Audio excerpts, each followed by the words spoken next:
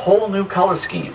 You might not even recognize them the next time you see them on screen. For instance, coming up is our friend Herbie the Love Bug.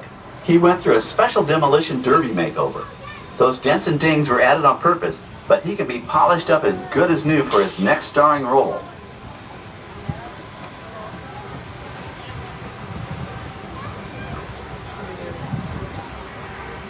On our right, we now have a very different view of the fishing village set. From this point of view, you can see that there is no inside to the buildings.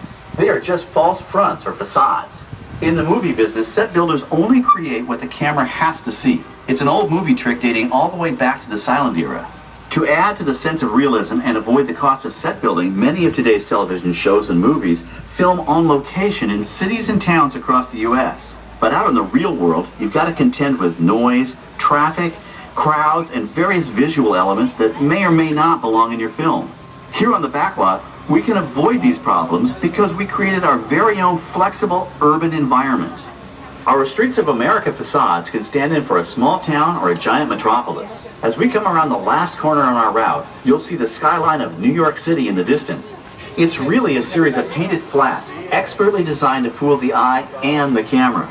We can dress and decorate these streets to look like any city we want, from Chicago to San Francisco. Depending on the choice of vehicles, props, and costumes, we can even turn back the clock and set our story in a different time. And what's more, these sets are built with Florida weather in mind. They're made to withstand 100-mile-an-hour winds. You're welcome to visit our Streets of America anytime during your visit today and get an up-close look at the skills of our set designers and builders. Get something to eat.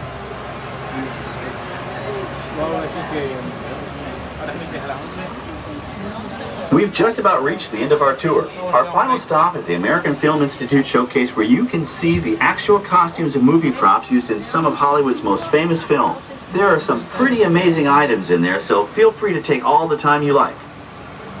Please stay seated until our tram comes to a complete stop and check around you for any personal items that may have fallen during our trip.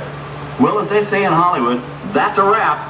Thanks for joining our backlot tour, and we hope you'll come back to visit us again soon. Welcome back, everyone. Oh, we're not stop. If you have fun, please make a noise, everyone. There we go. Thank you, everyone, for being part of Studio Live Tours.